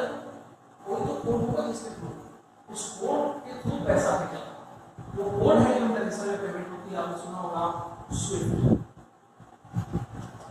Swift code, Swift code. इसके फुल फॉर्म में WI बड़ी इंपॉर्टेंट है, इसके यहीं पे गलती होती है WI, ठीक है। इनसे क्वेश्चन पूछते हैं एफएससी कोड, ब्रांच को से उसी का स्विफ्ट कोड, ये अल्फा होती है, न्यूमेरिक होती है, ये मिनिमम कितनी मैक्सिमम कितने डिजिट हो सकती है, भारत में कितने डिजिट है, ये अल्फा है या न्यूमेरिक है। स्विफ्ट कोड पर बहुत सारे क्वेश्चन हैं। अपार्ट फ्रॉम दिस, स्विफ्ट के हेड ऑफिस का है, स्विफ्ट के हेड कौन है, स्विफ्ट का जो है इसका कब बना, ये बना था 1967, ठीक है। इसका हेड ऑफिस है ब्रुसेल्स, बेल्जियम, और उसके चीफ है फिलहाल भारत के एसबीआई के जो पहले चीफ में आता है, इससे पहले वाली जो चीफ थी और उनकी थी भट्टाचार्य, क्लियर है। इससे भी क्वेश्चन जल्दी बना था 1967 में। इसके head office Brussels, Belgium, Belgium में इसके चीफ फिलहाल है उनकी भट्टाचार्य जो एसबीआई के पहले चीफ, ठीक है। तो स्विफ्ट कितने डिजिट का होता है, स्विफ्ट का फुल फॉर्म में ध्यान रखना है, W और I हमेशा करता है, हमेशा इसके फुल फॉर्म में W और I में बहुत गड़बड़ होती है। स्विफ्ट का फुल फॉर्म में चलते हैं सोसाइटी फॉर वर्ल्ड की वाइड की वर्ल्ड वाइड, ये होता है वर्ल्ड वाइड। आई का मतलब इंटरनेशनल या इंटर बैंक, ठीक है। वाई का मतलब है inter bank, not only inter. लोग हमेशा से गड़बड़ करते हैं कि इंटरनेशनल लेवल को इंटरनेशनल लगा नहीं, ठीक है। ये इंटरनेशनल नहीं है, ये इंटर बैंक, सिर्फ इंटर नहीं इंटर बैंक है। Society for world wide inter bank financial and telecommunication, ठीक है। तो इंटरनेशनल पेमेंट में यही स्विफ्ट कोड के थ्रू इसमें पैसा भेजना फॉरेन, और उसके लिए एग्रीमेंट जिसका हुआ था यार, आपको बहुत चर्चा में पूछा भी था उसने आईपीसी के बाद LOU लेटर ऑफ अंडरस्टैंडिंग, या LC लेटर ऑफ क्रेडिट, या LG लेटर ऑफ गारंटी, इनके थ्रू पैसा रोटेट हुआ था। इसमें फिर बाद में कहा गया कि स्विफ्ट में जो भी पैसा ट्रांसफर होगा उसको सीबीएस से लिंक करिए। सभी बैंक को इंस्ट्रक्शन पहले लिंक लिखा, इसलिए ट्रेस नहीं हो पाया, अगर ये लिंक रहता है इसका तो आप पैसा ज्यादा नहीं होता। तो स्विफ्ट हमारे पास बहुत सारी चीजें आ रही हैं, इंटर बैंक, ठीक है। जैसे हमारे international fund transfer IFSC code, Swift code के बारे में ये कितने डिजिट का होता है, ये होता है 8 डिजिट से लेके 11 डिजिट तक। ना कि बाकी स्टैंडर्ड है, स्टैंडर्ड मतलब ब्रांच कोड शायद है, एफएससी कोड 11 है, ये स्विफ्ट कोड होगी 8 से 11, ध्यान रखिए। और ये हमेशा अल्फा एंड न्यूमेरिक होंगी, हमेशा अल्फा और न्यूमेरिक होंगी, ठीक है। बात ये भारत में कितने हैं, 8 से 11 मतलब क्या हो, कुछ देशों के जो स्टैंडर्ड बनाए हैं कुछ 8 डिजिट का रखते हैं, कुछ देश 11 डिजिट वो पे स्टैंडर्ड का रखा है। भारत जो एफएससी कोड रखा गया 11 डिजिट का, इसीलिए एफएससी कोड भारत में 11 डिजिट, इसमें डाउट नहीं चाहिए। ब्रांच कोड 6 डिजिट की है, ठीक है। FSc Swift code 11 digit. अब एक क्वेश्चन पे चलते हैं, चेक में जो नंबर होता है उसे क्या कहते हैं, ठीक है। चेक क्लियरिंग में जो नंबर है उसे क्या कहते हैं, ठीक है। चेक में 9 डिजिट जो कोड क्या है उसे क्या कहते हैं, या इन तीनों कौन सा हम देख चुके हैं, ये माइंड का होगा, ये भी माइंड का है। क्वेश्चन पूछेगा माइंड का कोड के बारे में से कौन सा सही है। ये चेन नंबर होता है, चेन यूज होता है, बैंड डिजिट होता है। इसमें से फिर इनिशियल ट्री क्या बताता है, मिडिल ट्री क्या बताता है, लास्ट ट्री उसको भी थोड़ा बताना पड़ेगा। क्या होगा पहले तो बाइपोज आता है, तो बाइपोज मिलेंगे कहां मिलेंगे, पहले सिटी में मिलेंगे, सिटी मिले कौन सा बैंक का मिलेंगे, इस बैंक का तो सिटी बहुत सारे ब्रांचेस है, तो ब्रांच तो city branch bank and branch. ठीक है, तो ये आप चेक को लेके था। तो एफएससी को तो क्लियर होगा, स्विफ्ट के बारे में क्लियर होगा, हेड ऑफिस का एनसी बारे में, तो inter bank intra bank clear रखिएगा, बहुत सारे क्वेश्चन इनसे निकले हैं पूछे। ठीक है, चलिए आगे चलते हैं। एक आईएफएससी और चर्चा कर रहे हैं, उसके बाद हम सेगमेंट में चलेंगे। एक और आईएफएससी की थोड़ी पहले चर्चा करते हैं। आईएफएससी या अगर पेपर पूछा आईएफएससी को देखते हैं, इसके कॉन्टेक्स्ट में बात कर रहे हैं किसी और दूसरे कॉन्टेक्स्ट में, आईएफएससी जरा पूछा आप बड़ी डिसाइड नहीं करेंगे। भारत में कितने आईएफएससी सेंटर हैं, ये आईएफएससी उस आईएफएससी से बिल्कुल डिफरेंट है। भारत में कितने आईएफएससी सेंटर हैं, भारत में आईएफएससी सेंटर 2 हैं। अब आईएफएससी सेंटर का नाम पहले फुल फॉर्म लिखिए, international financial service centre, international financial service centre. ठीक है, अभी इंटरनेशनल फाइनेंशियल सर्विस सेंटर में जब बात करते हैं तो ये क्वेश्चन आपने जहां पे जो बैंक की ब्रांचेस होंगी, उन बैंक की ब्रांचेस को किस तरह की बैंक की ब्रांचेस की लाइसेंस मिलेगी। एक बार क्वेश्चन पूछता है कि जहां इन्वेस्टमेंट होती है या बहुत ही एक्सपोर्ट इंपोर्ट होती है, जहां पे इन्वेस्टमेंट बड़े इन्वेस्टमेंट पर्पस से या एक्सपोर्ट इंपोर्ट होती है, ऐसे बैंक के ब्रांचेस को कौन सा बैंक के लाइसेंस मिलता है। जैसे अभी आप जिस बैंक में लेन करते हैं, चाहे पंजाब नेशनल बैंक और भी अलग अलग नाम उसको चले करेंगे, तो इसको कौन सा, तो हम जो बैंक में लेन देन करते हैं उसको हम लोग कहते हैं यूनिवर्सल बैंक। ठीक है, और भी बैंक उसको चलेंगे। यहाँ पे जो बैंक में कभी आता है क्वेश्चन आया कि एक्सपोर्ट इंपोर्ट कहाँ पर किया जाता है या इन्वेस्टमेंट पर वहां पे कहा जाता है तो इन्वेस्टमेंट बैंक, इसमें इन्वेस्टमेंट बैंकिंग का लाइसेंस दिया। ठीक है, कभी आया तो पूछा। ठीक है, अच्छा आईएफएससी सेंटर की बात है, इंटरनेशनल फाइनेंशियल सर्विस सेंटर। यहाँ पे क्या लिखा हमने, इंडियन फाइनेंशियल सिस्टम कोड। यहाँ पे क्या होगा, international financial service centre. Bharat में भारत का पहला कहाँ है, दूसरे पर चर्चा करेंगे, पहला कहाँ है, पहला पूछता है। अभी रिसेंटली लास्ट वीक गवर्नमेंट ने नोटिफाइड किया, लास्ट वीक बहुत रिसेंट कि भारत में जो आईएफएससी सेंटर है इसके लिए अथॉरिटी की बात की, इसके लिए अथॉरिटी अलग से बनाया गया है, एफएससी अथॉरिटी। देखिए पढ़िएगा, एफएससी सेंटर एक अथॉरिटी, और ये अथॉरिटी भारत का पहला एफएससी सेंटर है, तो इसलिए दूसरा एफएससी सेंटर और पहले एफएससी दोनों में कॉम्पिटिशन हो गया। इसे हम बात करते हैं भारत की कैपिटल, सब जानते हैं न्यू दिल्ली। भारत का फाइनेंशियल कैपिटल बोलते हैं मुंबई। यहाँ पे जो एफएससी सेंटर भारत का पहला बनाया गया वो गांधीनगर गुजरात,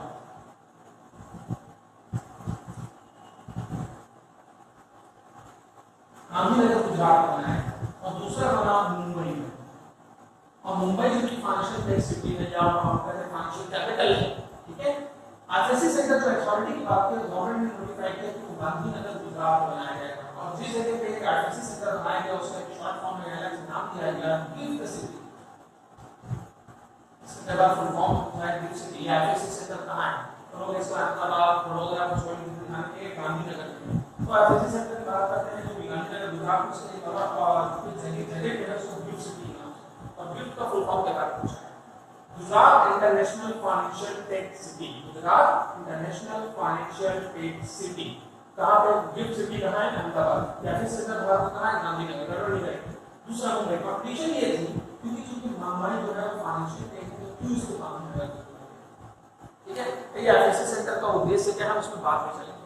ठीक है, तो ये आईएफएससी में थोड़ा ध्यान दीजिएगा, गड़बड़ नहीं करेंगे। ठीक है, आगे चलते हैं। तो हमारे पास ये हो गया पासबुक, किसे पढ़ना चाहते हैं कि पासबुक से इतने सारे क्वेश्चन निकलते हैं। Inter bank, intra bank, CDS क्या है। ठीक है, आगे जैसे ये आईएफएससी कोड कहां यूज होता है, ब्रांच कोड कहां है, सीडीएस, सीडीसी का फुल फॉर्म, इतनी सारी बातें हैं जिनसे क्वेश्चन पूछेगा। आगे चलते हैं, हम बात कर रहे थे इससे पहले डिस्कशन में नेटवर्क की बात की हम लोगों ने।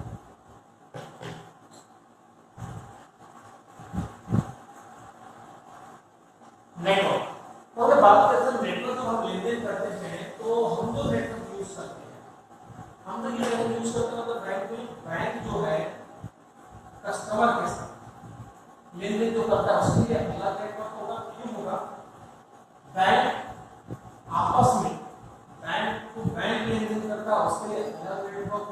तीसरा बैंक और आरबीआई, इनके बीच लेन देन होता होगा और कुछ और नेटवर्क। क्यों अलग अलग नेटवर्क? सब अगर एक ही नेटवर्क यूज करेगा तो उसको बड़ा है, इससे और ट्रेस करना मुश्किल होता है, इसीलिए जो नेटवर्क यूज होती है वो अलग अलग। क्वेश्चन पूछता है बैंक और आरबीआई की जो भी ट्रांजैक्शंस होती है कौन सा नेटवर्क में होती है?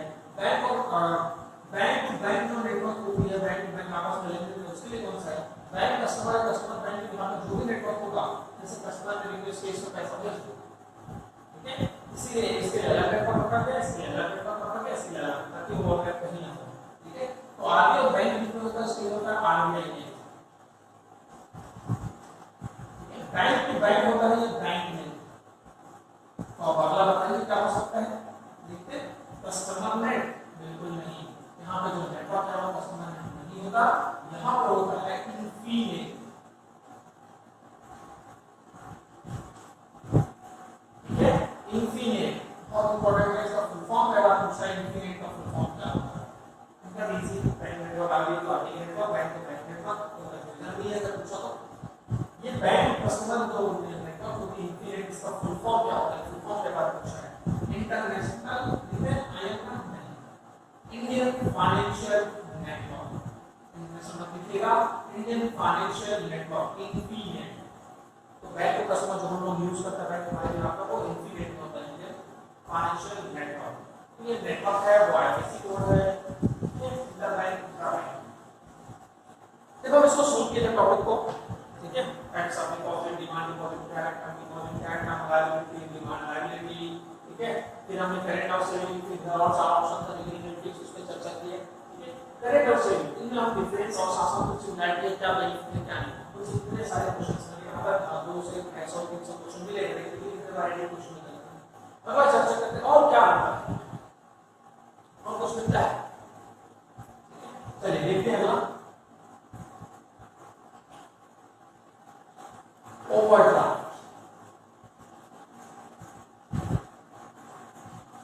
ओवरड्राफ्ट सेविंग में होता है, करेंट में होता है, और ओवरड्राफ्ट जो होता है, ओवरड्राफ्ट की बात करते तो होती क्या चीज ओवरड्राफ्ट, ठीक है। जैसे हमने सुना था प्रधानमंत्री जन धन योजना जो खुला है पीएमजेडी, देखिए प्रधान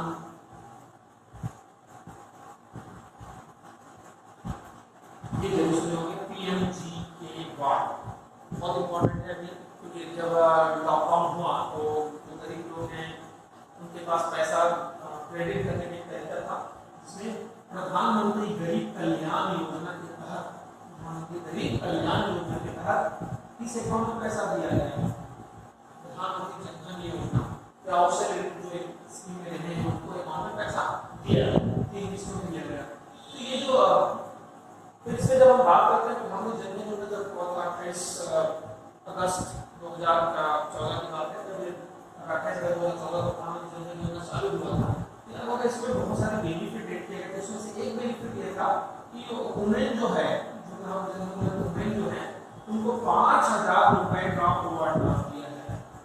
इसमें बहुत अच्छा करेंगे जब हम इसी बारे में टॉपिक किया था फाइनेंशियल इंक्लूजन, आप देखो आपको लाइव क्लास में जिसमें भेजा गया था कि टॉपिक क्या करेंगे, तो उसमें से क्या फाइनेंशियल इंक्लूजन उसमें चर्चा करेंगे, इसमें पीएमजेडीवाई है, ठीक है। तो वुमेन जो 5000 ओवरड्राफ्ट, ये पीएमजेडीवाई है क्या कायदे से, मतलब जन धन योजना से लेके काम है, इसमें हमने क्या किया 5000 का ओवरड्राफ्ट, दैट मींस क्या सेविंग अकाउंट में ओवरड्राफ्ट मिलता है कि करेंट में? मैंने कहा था करेंट अकाउंट में 3 क्वेश्चंस होते हैं, दूसरा क्वेश्चन इनमें से एक है, पहला था कि आप इन्वेस्टमेंट कौन सा अकाउंट में लिखेंगे, करेंट अकाउंट, और दूसरा हमने पूछा होगा कि ओवरड्राफ्ट कौन से अकाउंट में फैसिलिटी, क्या सेविंग में, करेंट में, लिविंग में, ठीक है। यहां पर लिख रहा है 5000 का ओवरड्राफ्ट, जी नहीं, ये पर्टिकुलर प्रधानमंत्री जन धन में सबको मिलता है, सबको मिलता है बात, ठीक है। ओवरड्राफ्ट होता है सेविंग अकाउंट में फैसिलिटी नहीं, जैसे करेंट अकाउंट, तो करेंट अकाउंट के 2 क्वेश्चन हो गए, मैंने 3 क्वेश्चन कहा था, 2 क्वेश्चन हो गया, बिजनेस में कौन सा अकाउंट बोला तो करेंट अकाउंट, ओवरड्राफ्ट कौन से अकाउंट की फैसिलिटी, करेंट अकाउंट। बात ये ओवरड्राफ्ट होती क्या है, ओवरड्राफ्ट होती क्या है, ठीक है। ओवरड्राफ्ट मतलब होता है कि मान लीजिए आपके अकाउंट में 1000 रुपए है, आपको मान लीजिए आपको 1000 रुपए है, ठीक है, आप इससे ज्यादा पैसा निकालना चाहते हैं, निकाल सकते हो आप सेविंग अकाउंट से नहीं, लेकिन करेंट अकाउंट होल्डर को कुछ बेनिफिट दिया गया है कि उनके अकाउंट में आपको एक कंडीशन होता है कि आप 1000 मांगोगे, लेकिन आप उससे ज्यादा पैसे निकालते हैं, आपको और नहीं निकाल पाएगा, उसके लिए डिसाइड किया जाता है लिमिट, क्वेश्चन ये है लिमिट कितनी होती है, लिमिट कैसे होती है। आप लिमिट की करते हैं, जैसे आप लाखों करोड़ दे देते हैं, तो क्वेश्चन ये कि लिमिट कैसे डिसाइड की जाती है, कितना होगा। तो पहले कहते हैं कि करंट अकाउंट में लेन देन होगा उसके हिसाब से, तो इसका मतलब विजय माल्या जी जो गए यहाँ से, विजय माल्या बहुत अच्छा ट्रांजेक्शन था, उसको करोड़ों को दे दिए, अब दे दिए उसमें दे दिए, अभी आइए तो देखें क्या होगा, अच्छा ट्रांजेक्शन करेगा तभी नहीं होगा, क्यों दोगे, क्योंकि आपने ट्रांजेक्शन बेस पर कुछ और बात है। एक तो दिया पहला आपका बिजनेस का टर्नओवर कितना है, ठीक है। दूसरा होता है आपका मार्केट पे रेपुटेशन, क्या मार्केट पे रेपुटेशन ये कह सकते हैं, और शब्द यूज होता है, इसको हम कहते हैं सिबिल स्कोर के नाम से भी जानते हैं। सिबिल स्कोर जो होती है आपने सुनी होगी, सिबिल स्कोर भी बड़ा इंपॉर्टेंट है, विज्ञापन भी आता है, सिबिल का हम अच्छा बात नहीं करेंगे। तो सिबिल स्कोर क्या है, सिबिल स्कोर का मतलब क्या है, बताता क्या है एक्चुअली। जैसे गांव में एक गरीब आदमी और एक अमीर आदमी, गांव गरीब आदमी अगर वो बहुत ऑनेस्ट है, उसने 10,000 मांगा आपसे, और एक अमीर आदमी वो भी पैसा लेके वो बहुत ही लेता है या पैसा लेता है नहीं लेता है, जो भी उसका मार्केट में जब उसका अच्छा रेपुटेशन नहीं है, तो आप किसको पैसा देते हैं, गरीब आदमी को अमीर आदमी को। ऑब्वियसली बात है, गरीब को जो होता है बिल्कुल छुपा जाता है। सिमिलरली यहाँ पे तो ये इकोनॉमी में यही जो रेपुटेशन है, जब उसको कहते हैं सिर्फ टर्नओवर बेस पे नहीं होती है कंपनी। दूसरा होता है उसके मार्केट की जो इज्जत होती है, इसको हम कहते हैं गुडविल। गुडविल कैसे, गुडविल भी बहुत इम्पैक्ट करता है, तो हमको सिर्फ उसके ट्रांजेक्शन नहीं होंगे, इसके बिजनेस में करना हुआ, उसकी गुडविल कैसे, गुडविल एथिकेट बड़ा कहते हैं, मतलब ये गुडविल एथिकेट मार्केट में जो फाइनेंशियल रेपुटेशन है उसे हम लोग गुडविल कहते हैं। बात आती है बहुत सारी बात कि एसेट की है, गुडविल कैसा एसेट है, ठीक है, तो उसके बारे में चलेंगे। तो ओवरड्राफ्ट है हमारे पास, ओवरड्राफ्ट की लिमिट होती है, उसकी परफॉर्मेंस की कंपनी में टर्न हुआ और उसकी गुडविल पे डिपेंड करती है, उसका ऐसा आपको करोड़ नहीं देती, ठीक है। अब बात ये है जो ओवरड्राफ्ट है वो बैंक का क्या है, ओवरड्राफ्ट जो होती है वो बैंक का क्या है, ये जो फैसिलिटी दी है, ठीक है। ये लोन होता है, ग्रांट होता है, या एडवांस होता है, या 1 होता है, 5वां कि ओवरड्राफ्ट करेंट अकाउंट में जो ओवरड्राफ्ट दिया जाता है वो बैंक का क्या होगा, लोन होगा, लोन होगा, ग्रांट होगा, एडवांस है, या 1/9 ओवरड्राफ्ट होता है, लोन होता है, ग्रांट या एडवांस, क्या क्वेश्चन पूछा है, फिर हम लोग चर्चा करेंगे। तो लोन एडवांस क्या है, लोन तो मतलब पता नहीं कि बिजनेस में तो आप बेनिफिट की बात कर रहे हो, लोन मतलब आपने पैसा लिया तो बैंक से आपको इंटरेस्ट देना ही पड़ेगा, उसको कोई ऑप्शन नहीं है, आपको इंटरेस्ट पे करना पड़ेगा। अगर हम बेनिफिट की बात करते हैं तो लोन तो ऐसे दूसरे तरीके से दे रहे हैं, बेनिफिट का मतलब क्या होगा, दैट मींस ये लोन तो नहीं होगा क्योंकि इसमें इंटरेस्ट और मिलेगा, ये होता है एक्चुअली एडवांस। क्यों एडवांस, तो ग्रांट नहीं होगा, ग्रांट का मतलब है सरकार से दुर्गा पर बाढ़ आती है, जैसे भी देखो वेस्ट बंगाल में बाढ़ आया, उड़ीसा में बाढ़ होता है, तूफान आया, टाइफून आया, ठीक है, उसके जो सेंट्रल गवर्नमेंट ने वेस्ट बंगाल को 1,000 करोड़ रुपए दिया और 500 करोड़ रुपए जो दिए हैं वो उड़ीसा को क्या कराया, तो ये रिलीफ दिया, तो रिलीफ पैकेज दिया गया, तो ग्रांट दे दिया होता है तो वापस मांगेगा नहीं, ये आपका रीपेमेंट नहीं होता। इन दोनों में सबसे बड़ा दोनों का रीपेमेंट होता है, देखिए इसमें आपका इंटरेस्ट है, इसमें भी इंटरेस्ट है, नो प्रॉब्लम होती है, ये आपका ईएमआई के टर्म में पेमेंट होता है, कोई कहते हैं ईएमआई का फॉर्म आपको सबको पता होगा, इसको गलती से बोलते दूसरे तरीके से इजी मंथली इंस्टॉलमेंट होता है, ये होता है इक्विटेड मंथली इंस्टॉलमेंट, यहां तो देखिए इक्विटेड मंथली इंस्टॉलमेंट, इसमें ऐसा कुछ नहीं है, लोन में जितने अमाउंट हम सबसे आपको इंटरेस्ट है, दोनों का जमा कर सकते हैं, निकाल सकते हैं, इसमें बेनिफिट ये है कि आपका 5 लाख। इन दोनों में अंतर क्या है, क्योंकि ओवरड्राफ्ट जो है वो ओवरड्राफ्ट इनमें से अगर हम बात करें लोन होता है, एडवांस होता है ना, ग्रांट होते हैं, इनमें होता क्या चीज़ है ओवरड्राफ्ट, क्योंकि करंट अकाउंट में कई बार ये क्वेश्चन आए तो अंतर समझना पड़ेगा। जैसे हम ग्रांट की बात करते हैं, रिसेंटली आपने सुना होगा उड़ीसा गवर्नमेंट को 1,000 रुपये का और वेस्ट बंगाल 500 का, ये जो 500 करोड़ का जो मिला, क्या मिला है ग्रांट, तो ये खत्म होने पर वापस ऐसा नहीं मिलता। 5 लाख की जो बात करें, मान लीजिए ये लोन लिया है तब क्या, तो इसको आपको ईएमआई के टर्म में पे करना होगा। ईएमआई मतलब इसका फुल फॉर्म कई बार पूछा होगा, इक्विटेड मंथली इंस्टॉलमेंट, इसको कई लोग इजी मंथली कहते हैं, नहीं ये इक्विटेड मंथली इंस्टॉलमेंट, यहाँ पे एडवांस में ऐसा नहीं है, इन दोनों सबसे बड़ा अंतर यही है। अच्छा, लोन जो होता है वो ये ओवरड्राफ्ट है दूसरे टर्म्स में होता है, यहाँ पे जो EMI होता है आपको हर महीने इसको फ्रेगमेंट में आपको देना पड़ेगा। एडवांस में ऐसा नहीं है कि आप लेट्स अज्यूम आपने 5 लाख में से 2.5 लाख निकाला है, 2.5 लाख पे ही ब्याज लगेगा। ऐसा आप 5 लाख निकाल लियो फिर से 2.5 लाख ऐसा वाले क्योंकि वो खत्म हो जाता है, आप वापस नहीं निकाल सकते लोन है। एडवांस में ऐसा है कि आप 5 लाख का आपको मिला हुआ है ओवरड्राफ्ट, 2.5 निकालो, 2.5 पे इंटरेस्ट होगा, फिर अगर जमा करते उस पर इंटरेस्ट नहीं लगेगा। तो सबसे बड़ा बेनिफिट यही है, यही डिफरेंस है। तो ध्यान में रखेंगे हमारे पास 3 क्वेश्चन था, तीनों 2 क्वेश्चन क्लियर हो गए हैं। एक आपका बिजनेसमैन कौन सा अकाउंट, करंट अकाउंट, दूसरा आपका ओवरड्राफ्ट कौन से अकाउंट की फैसिलिटी है, करंट अकाउंट। एक और बात कर लेते हैं इस पे आगे, ओवरड्राफ्ट के बाद इंटरेस्ट सबसे इंपॉर्टेंट सेक्शन है। इंटरेस्ट किस में मिलता है, सेविंग में कि करंट में। और एक बात और है कि जो हम सेविंग करंट की बात करें, इंटरेस्ट की बात, हमने क्वेश्चन पूछा था आप सिर्फ सेविंग ही क्यों खुलवाए, करंट नहीं खुलवाती है। तो लोग कहते हैं सर हमको इंटरेस्ट चाहिए। अच्छा इंटरेस्ट चाहिए तो फिर दूसरी बात है आपका फिक्स अकाउंट, रिकरिंग अकाउंट, इसमें भी तो ज़्यादा इंटरेस्ट है, वो क्यों नहीं खुलवाए, तो इसमें ट्रांजेक्शन नहीं कर सकते, तो ट्रांजेक्शन नहीं कर सकते, आप करेंट सेविंग ही क्यों खुलवाए। एक्चुअली सेविंग का मतलब है कि यदि ऐसा अकाउंट जिसमें कम पैसा कम ट्रांजेक्शन की जरूरत होती है, सेविंग, ठीक है, कम पैसा कम ट्रांजेक्शन सेविंग, ज़्यादा पैसे ज़्यादा ट्रांजेक्शन करेंट, जरा क्लासीफाई कर लेते हैं अच्छे से, ठीक है। ज़्यादा पैसा बल्क में फिक्स, कम पैसा इंस्टॉलमेंट में लंबे समय के लिए रिकरिंग, तो ज़्यादा पैसा ज़्यादा ट्रांजेक्शन करेंट, ज़्यादा पैसा लंबे समय के लिए फिक्स्ड, कम पैसा कम ट्रांजेक्शन सेविंग, कम पैसा लंबे समय के लिए इंस्टॉलमेंट में रिकरिंग, तो ये दोनों ऐसा। तो हमारी जरूरत क्या है, ज़्यादा पैसा ज़्यादा ट्रांजेक्शन, नो, हमारी जरूरत क्या है, कम पैसा कम ट्रांजेक्शन, इसलिए ना कि हम इंटरेस्ट पे, हमें इंटरेस्ट में कोई इंटरेस्ट नहीं था, ठीक है। तो दैट इज हमें सेविंग क्यों खुलवाया, कम पैसा कम ट्रांजेक्शन, इसलिए सेविंग होता है ऐसे जिनके पास, क्योंकि करंट अकाउंट के मेन मकसद के ज्यादा पैसा ज्यादा ट्रांजेक्शन रिक्वायर्ड होती है, तो करंट अकाउंट, कम पैसा कम ट्रांजेक्शन जरूरत होती है सेविंग अकाउंट। क्लियर है। अब बात आती है इंटरेस्ट पे। इंटरेस्ट पे 2 क्वेश्चन है, इंटरेस्ट कौन से अकाउंट पे है। अच्छा इंटरेस्ट मिलते हैं सेविंग में, ऑब्वियस सी बात है, करंट में इंटरेस्ट बिल्कुल नहीं। तब एक क्वेश्चन पूछा था 2013 में, क्वेश्चन था इंटरेस्ट फ्री अकाउंट इनमें से किसे कहा जाता है। तब बच्चे परेशान हो गए, यार इंटरेस्ट फ्री सर ने पढ़ाया नहीं। अरे भाई करंट अकाउंट में इंटरेस्ट मिलता है, नहीं मिलता तो नहीं मिलता, क्या है वो इंटरेस्ट फ्री है, इसलिए करंट अकाउंट को इंटरेस्ट फ्री अकाउंट कहा जाता है। तो 3 क्वेश्चन हो गए करंट को, बिजनेसमैन कौन सा अकाउंट, करंट अकाउंट, ओवरड्राफ्ट कौन से अकाउंट की फैसिलिटी, कभी ये भी पूछा है current account, interest free account कभी आया, ध्यान रखेंगे करंट अकाउंट। बात है इंटरेस्ट को लेकर एक क्वेश्चन है कि सेविंग अकाउंट में इंटरेस्ट रेगुलेट कौन करता है।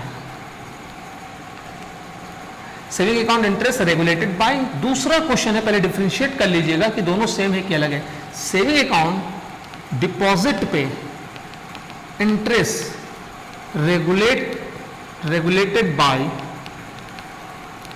2 क्वेश्चन है, पहले दोनों डिफरेंशिएट कर लीजिए क्या सेम है कि अलग है। Saving account interest regulated by, saving account deposit interest regulated by. तो सेविंग अकाउंट में इंटरेस्ट कौन, सेविंग अकाउंट डिपॉजिट में कौन, इसको समझने के लिए थोड़ी तथ्य पे चलते हैं। बैंकों के पापा कौन, बैंकों के पापा मतलब जिसको चलाता है, हमारे जैसे हमको चलाते हैं, बैंकों के पापा कौन, RBI। अगर हम RBI की बात करते हैं, इसके जो भी बच्चे हैं हम बात करें वो बैंक है, तो RBI क्या इंस्ट्रक्ट करता है, जरा गौर समझिएगा। RBI क्या बोलता है, बेटा बैंक जितने तेरे सेविंग अकाउंट डिपॉजिट है, जितने तेरे सेविंग अकाउंट डिपॉजिट है तुमको इतना % देना पड़ेगा। तो बैंक क्या बोलता है, यार पापा जितने मेरे सेविंग अकाउंट है सब में मैं इतना इंटरेस्ट दूंगा। दैट इज सेविंग अकाउंट में interest regulated by bank, saving account deposit interest regulated by RBI। ध्यान रखेंगे दोनों में लिखा है कि आपके क्वेश्चन में गड़बड़ नहीं करेंगे, ठीक है, क्लियर। यहाँ पे कोई कंफ्यूजन मत रखिएगा, ये क्वेश्चन हमेशा पूछा है। इस चीज को और देखिएगा, जब हम मॉनेटरी पॉलिसी पर चर्चा करेंगे उस पर भी बहुत सारे क्वेश्चन निकलेंगे, ठीक है। तो ये है आपका टाइप्स ऑफ अकाउंट और उसकी डिटेल जिनसे क्वेश्चन निकलते हैं, इसमें कोई डाउट नहीं होना चाहिए। हमेशा इसके स्टैंडर्ड क्वेश्चंस आए हैं IFSC कोड के बारे में और भी चीज़ों के बारे में, ओवरड्राफ्ट के बारे में, इंटरेस्ट के बारे में, तो ध्यान रखेंगे इसमें, ठीक है। आज के लिए इतना ही, अगले क्लास में जब हम मुलाकात होगी तो हम इसके आगे का टॉपिक जो बचा हुआ है, क्योंकि अगला टॉपिक भी बहुत बड़ा, बहुत समय लगेगा, वो है आपका फाइनेंशियल इंक्लूजन, जो बहुत इंपॉर्टेंट टॉपिक है, खासकर इंटरव्यू में कई बार इससे ज़्यादा क्वेश्चन आता है। अगर आप बैंकिंग का दे रहे थे इससे ज़्यादा क्वेश्चन आए, फाइनेंशियल इंक्लूजन क्या है, आज उसका स्वरूप क्या है, दीपक मोहंती कमेटी का क्या, नचिकेत मोर कमेटी का क्या, सी रंगाजन कमेटी के क्या सजेशन है, ठीक है। आज जो प्रधानमंत्री जनधन, जो हम जनधन योजना कहते हैं, और पहले फाइनेंशियल इंक्लूजन में आपके फाइनेंशियल इंक्लूजन में क्या अंतर है, उस फाइनेंशियल इंक्लूजन को आगे कैसे बढ़ाया गया, इस पर हम अगले क्लास में चर्चा करेंगे। टॉपिक रहेगा फाइनेंशियल इंक्लूजन, थोड़ा सा स्टडी करके रखिएगा, ठीक है। चलिए, थैंक यू।